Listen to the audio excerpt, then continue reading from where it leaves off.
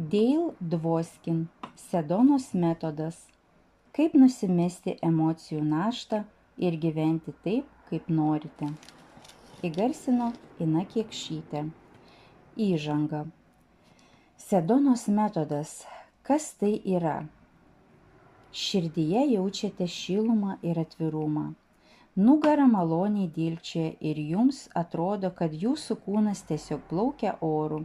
Apsidairę aplinkui pamatote, jog spalvos kambaryje yra ryškesnės nei paprastai, o garsai aiškesni ir jūs jaučiatės taip, lyg viską, kas jūs supa, patirtumėte pirmą kartą. Jūsų protas visiškai ramus, tačiau kartu į sąmonę liejasi naujos nuostabios idėjos, kaip galėtumėte pagerinti savo gyvenimą ir dabar pat tapti laimingi. Jaučiatės atsipalaidavę ir ramus, nes žinote, kad viskas yra gerai ir viskas klostosi taip, kaip reikia.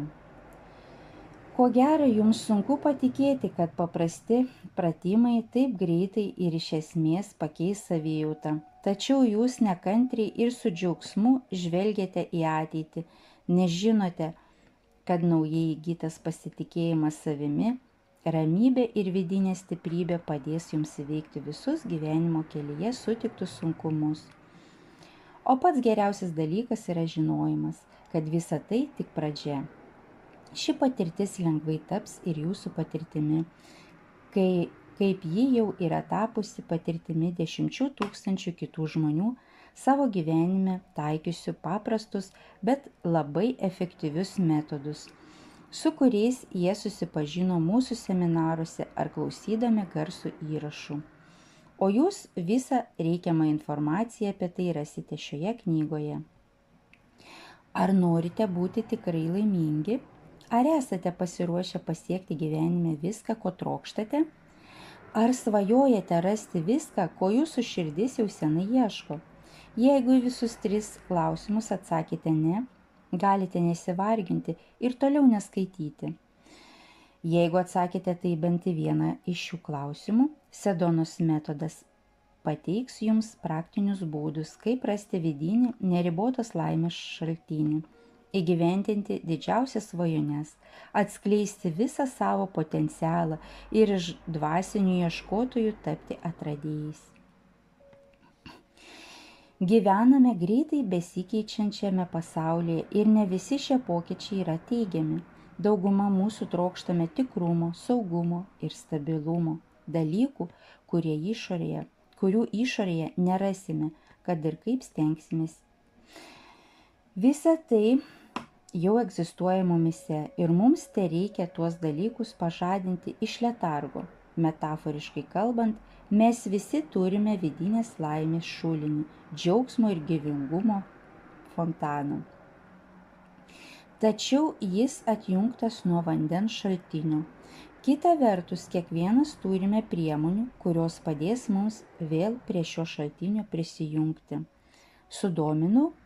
Na, jeigu taip, tai tuojau supažindinsiu jūs su paprastu procesu, kuris padės jums atrasti savyje tą laimės šulinį, su Sedonos metodu. Šis metodas jau padėjo tūkstančiams žmonių išvystyti natūralų gebėjimą akimirksniu paleisti iš savęs visas nemalonias emocijas. Tos emocijos mus riboja ir neleidžia kurti tokio gyvenimo, kokio norėtume. Mes esame perleidę joms savo teisę daryti sprendimus ir netgi manome, kad jos gali diktuoti mums, kokie turėtume būti. Tai net atsispindi mūsų kalboje. Ar esate kada nors pasakę tokius žodžius: esu piktas arba esu nusiminęs?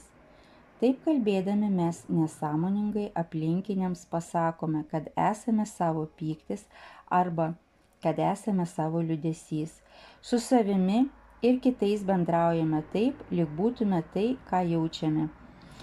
Mes netgi kūrėme ištisas istorijas, kodėl taip jaučiamės, nes norime pateisinti arba paaiškinti šį klaidingą savo tapatybės suvokimą. Žinoma, tai nereiškia, kad mūsų jausmai visada būna nepagristi. Tiesiog jausmai yra tik jausmai ir jie nėra tai, kas esame mes. Todėl galime lengvai juos iš savęs paleisti. Paleidę jausmus lengviau suvokiame, kas iš tiesų vyksta ir atsižvelgdami į tai galime imtis veiksmų arba nuo jų susilaikyti. Taip ugdomės gebėjimą tvarkyti savo gyvenimą, daryti geresnius, aiškesnius sprendimus. Tai leidžia mums elgtis taip, kad artėtume prie savo tikslų, o dabar mes juos sabotuojame.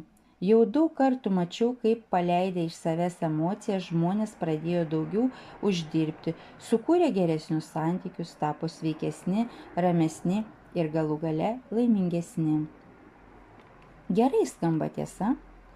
Aš pagalvojau taip pat, kai 1976 metais susipažinau su Lesteriu Levensonu, žmogumi, kuris įkvėpė mane parašyti šią knygą ir tapo mano mokytoju.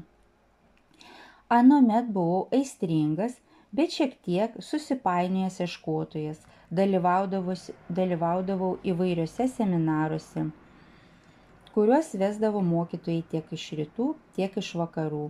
Studijavau įvairius kūno treniravimo ir sveikatos palaikymo metodus, įskaitant jogą, taiči ir šiatsu. Per šiuos užsiėmimus patyriau daug malonių išgyvenimų, išgirdau ir supratau, bent jau proto lygmenyje, nemažai naudingų koncepcijų. Tačiau vis tiek jaučiau, kad man kažin ko trūksta. Troškau rasti paprastus atsakymus iš tai tokius svarbius klausimus. Koks yra mano gyvenimo tikslas? Kas yra tiesa? Kas esu aš?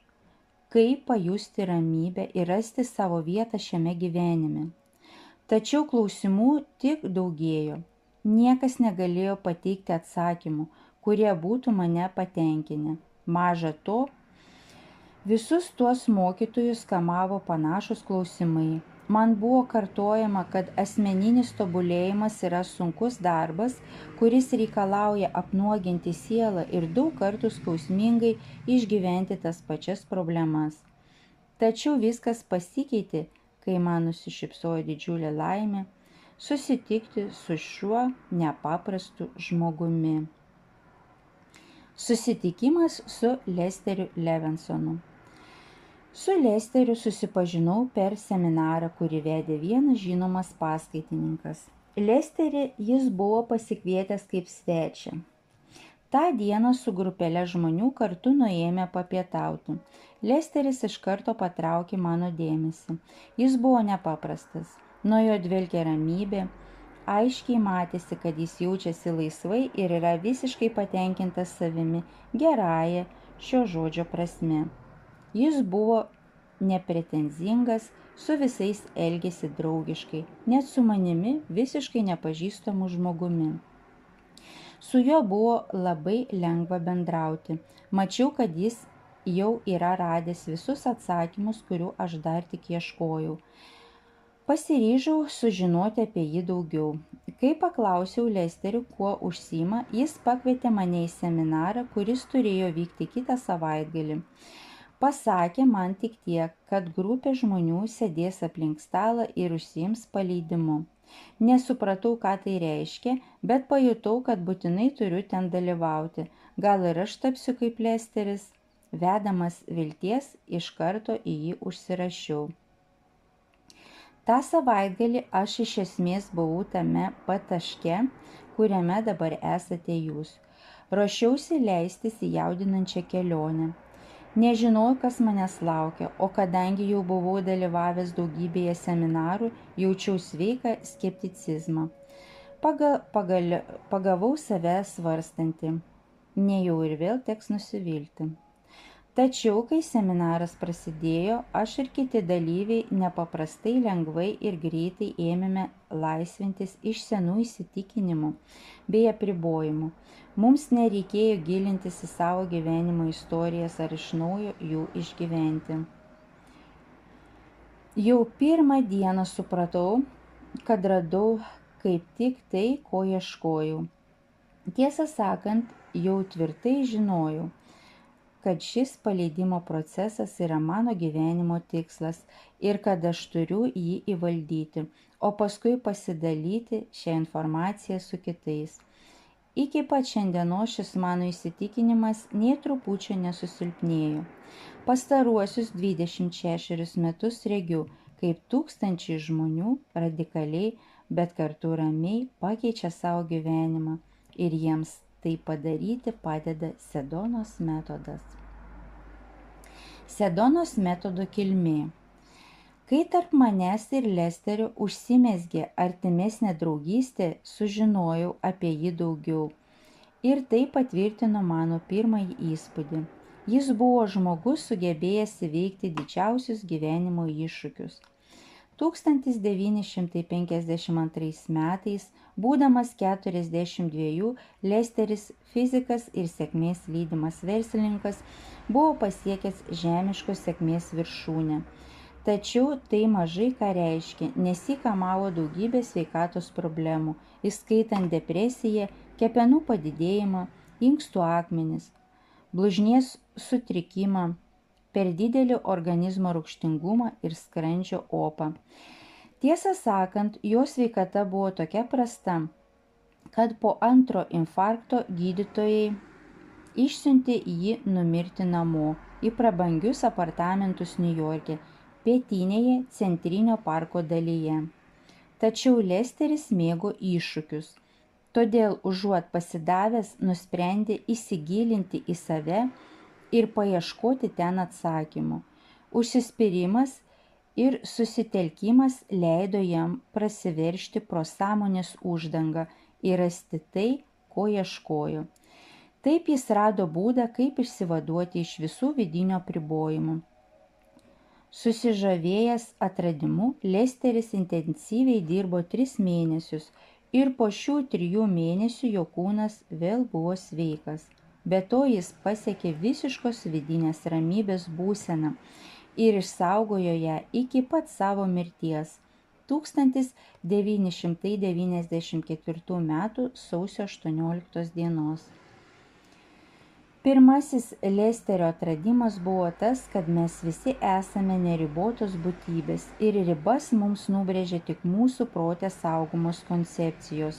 Jos netikros, o kadangi netikros, jas galime lengvai iš savęs paleisti arba tiesiog jų atsisakyti.